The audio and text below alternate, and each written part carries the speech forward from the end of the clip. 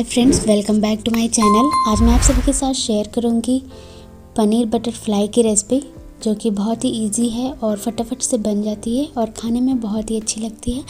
आप इसे T time snacks के रूप में भी इंजॉय कर सकते हैं। तो चलिए फटाफट से हम इसे बनाना शुरू करते हैं।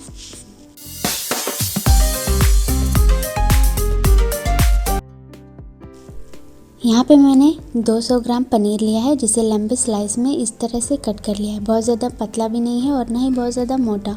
और इसकी लंबाई चौड़ाई आप देख सकते हैं मैंने इसे किस तरह से कट किया है। मतलब कि आपको ऐसा कट करना है जब भी आप आलू की इसके ऊपर कोट करें तो ये बिल्कुल अच्छे से कवर हो जाए। बहुत ज़्यादा लंबा रहेगा तो ये बाहर की तरफ निकल जाएगा। तो आपको बिल्कुल ऐसे ही कट कर लेना है। और अब हम इसे मैरिनेट करते हैं। मैरिनेट करने के लिए 1 चम्मच ग्रीन चिली सॉस और 1.5 चम्मच जाएगा टोमेटो केचप। आधी छोटी चम्मच विनेगर को ऐड करेंगे। इसकी जगह पे आप नींबू का भी यूज़ कर सकते हैं, जिससे कि इसका टेस्ट बढ़ जाता है। 1.5 चम्मच लाल मिर्च का पाउडर और आधी छोटी चम्मच काली मिर्च का पाउडर और टेस्ट के अकॉर्डिंग नमक को डाल देंगे। यहाँ पे मैंने आधी चम्मच नमक डाला है और आधी छोटी चम्मच ही जाएगा सोया सॉस। इन सारी चीज़ों को डालकर एक साथ अच्छे से मिक्स कर लें।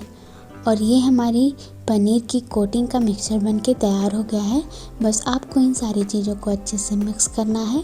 और जैसे ही ये मिक्स होता है आप तुरंत ही इसे पनीर पे अप्लाई कर दें। सबसे इम्पॉर्टेंट स्टेप है फ्रेंड्स कि जब भी आप इन सारी चीज़ों को मिक्स करें तो पानी बिल्कुल भी ऐड ना करें।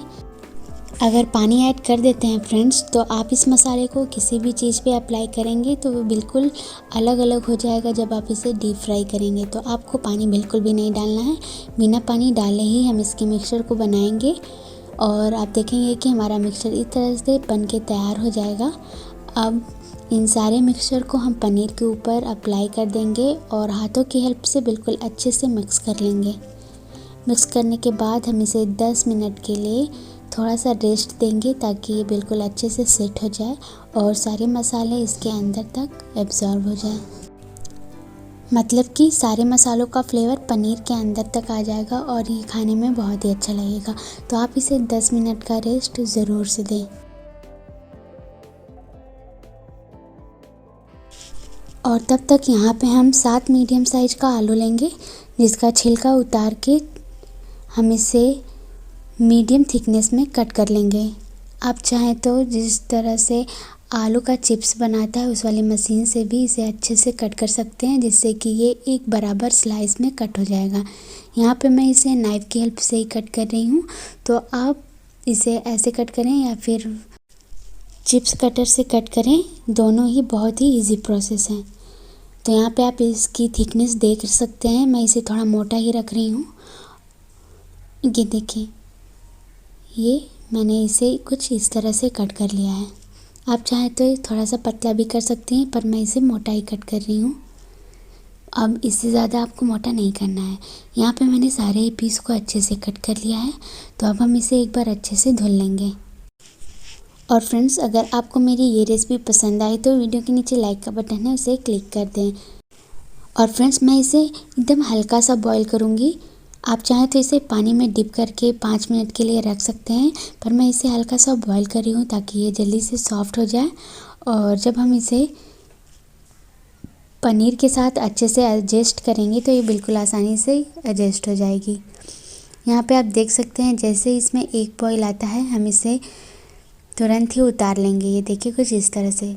एक बॉईल से ज़्यादा आपको बिल्कुल भी नहीं पकाना। जैसे एक बॉईल आए आप इसे चला लें और चलाने के बाद फ्लेम को ऑफ करें और इसके पानी को अलग कर लें।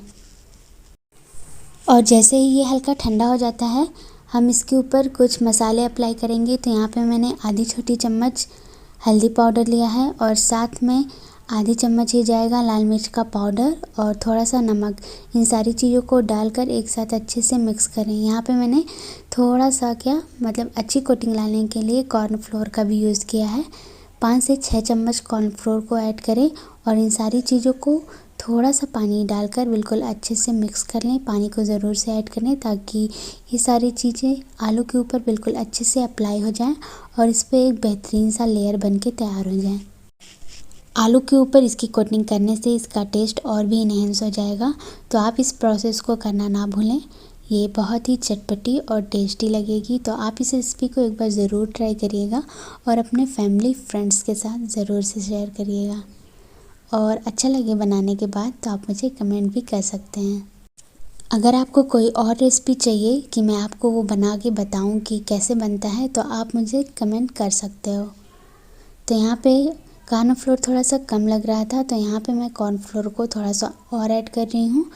और आप देखेंगे कि ये सारी चीज़ें बिल्कुल अच्छी से तरीके से मैंने मिक्स कर लिया है। पानी डालते हुए मिक्स किया है, जिससे कि ये बहुत ही अच्छी तरह से आलूओं के ऊपर अच्छे से कोट हो गई है। अब आलू के एक स्लाइस को उठाते हुए हम पनीर को सेंटर में रखेंगे। ऐसे नहीं रखना है, हमें खड़ा रखना है। और इस तरह से हम इसे किनारों के साइड से बीच में होते हुए और फिर किनारों के साइड इसे पुश कर देंगे। ये देखिए कुछ इस तरह से आपको ऐसे भी इसे बना लेना है। और आप चाहें तो इसे बिल्कुल अलग अलग करके जॉइंट कर सकते हैं, जैसा कि मैं स्क्रीन में दिखा रही हूँ। ये देखिए कुछ इस तरह से इसे हमें सेंटर में रखना है। टूथपिक की हेल्प से हम आलू के किनारों से चुभाते हुए पनीर को लेंगे और फिर लास्ट में आलू को चुभाते हुए अच्छे से सेट कर देंगे। आपको सेम प्रोसेस से ऐसे ही सारे पीस को एडजस्ट कर लेना है। और फ्रेंड्स, अगर आप मेरे चैनल पे पहली बार विज़िट किए हैं तो फटाफट से सब्सक्राइब भी कर लें और साथ में बेल आइकन को भी प्रेस कर लीजिएगा।